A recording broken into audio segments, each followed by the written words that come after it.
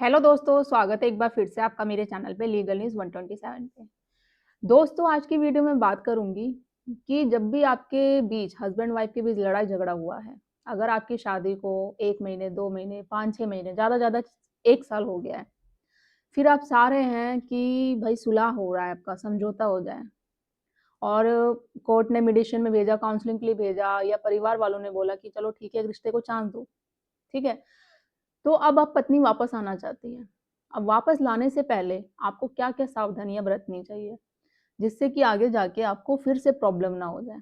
क्योंकि ऐसे बिना सोचे-समझे तो आप ला देते हैं, बहुत लोगों के साथ होता है। आप लोगों के साथ भी अगर कोई अभी नया चैनल पे जुड़ा होगा, तो होता होगा। फिर उसके बाद प्रॉब्लम हो जाती है कि पत्नी ने अगर 1 केस किए होते हैं, उसके बाद 2 करती है। फिर क्या पता डबल करती है और एक नया जाल बिछाना कि उसको वापस जाना है, भई सबूत भी कोर्ट माँगता है, तो इस तरीके से नहीं यकीन होता, वो चीज़ें। तो वापस लाने से पहले आपको क्या-क्या सावधानियाँ बरतना चाहिए? अगर वो चीज़ें कर लेते हो, तो इट्स वेल एंड गुड, नहीं तो बहुत ही बुरा फँसोगे, फिर उससे बाहर निकलना बहुत बड़ा टास्क हो जाएगा आपके लिए। तो आज की वीडियो में इसी डिटेल पे बात करूँगी मैं। चैनल में फिलहाल नए जुड़े हैं तो चैनल को लाइक करिए, शेयर करिए, सब्सक्राइब करिए। ज़्यादा से ज़्यादा लोगों तक शेयर करिए ताकि आपके जैसे और भी लोग तक पहुँचे और उन्हें भी हेल्प मिल सके। तो बात करते हैं जब भी पत्नी आप पे केस करती है, चाहे वो 498 का केस कर रही हो, डीवी का कर रही हो, मेंटेनेंस का कर रही हो या इसके अलावा और भी जो आजकल अभी ट्रेंड में चल रहे हैं 354 कर देती है, 377 कर देती है और भी चोरी, बहुत चीज़ें करते हैं।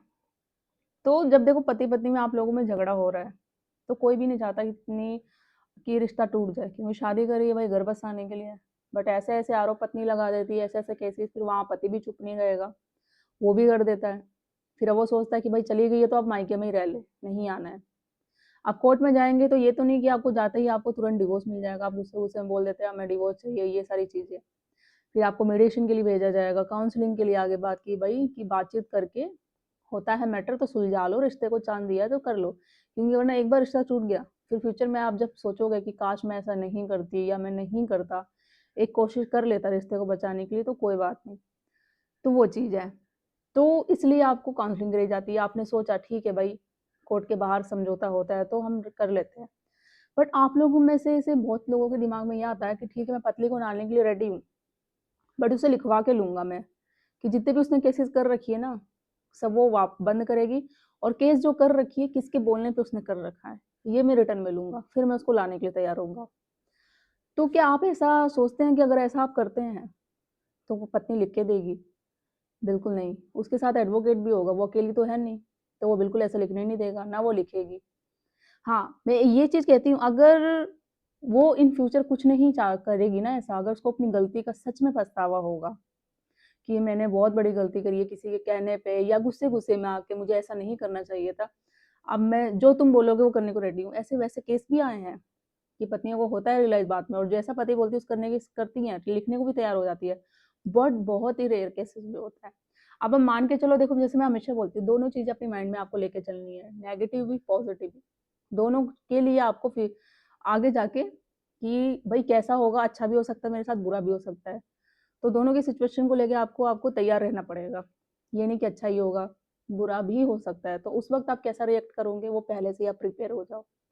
अब आपको क्या करना है ये तो आप दिमाग से हटा दो कि पत्नी आपको लिख के देगी, वो पॉसिबल नहीं है।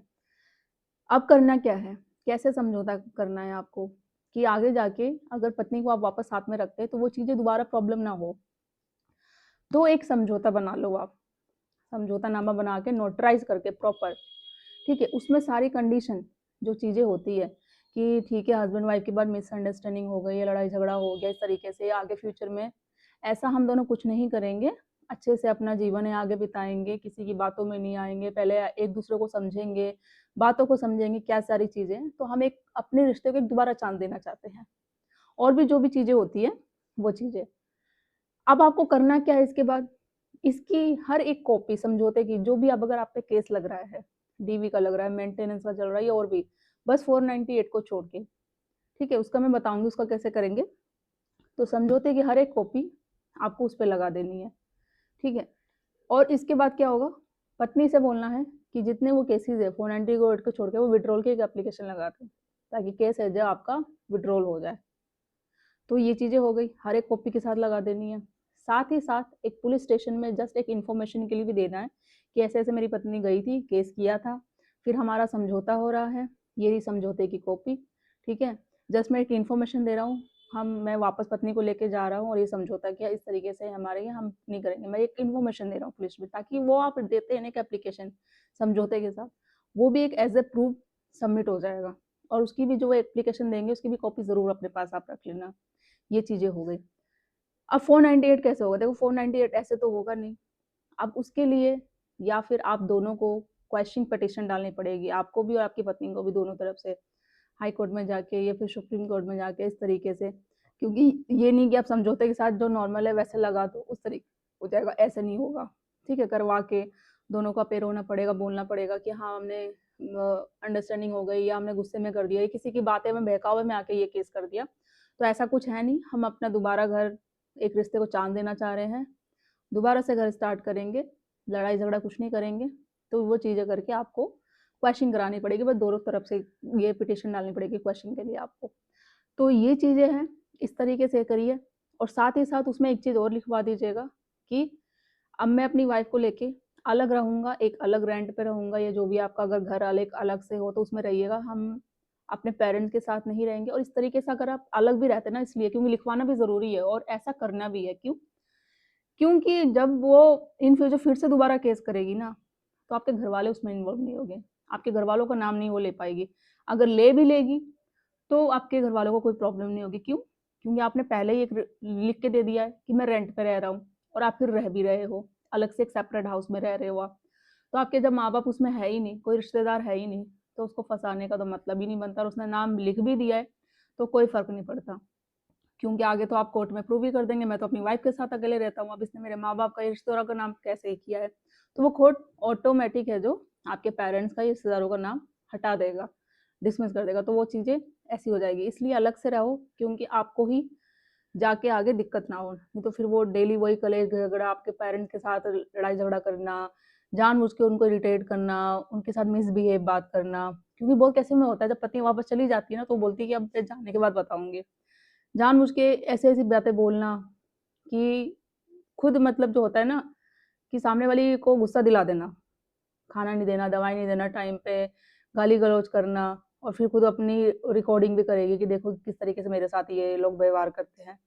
वीडियो बनाना, सबूत मतलब इकट्ठे करना पूरी तरीके से, फिर एक नया केस बनाना, फिर जाके कंप्लेंट करना, फिर वापस चले जाना। तो ये होता है।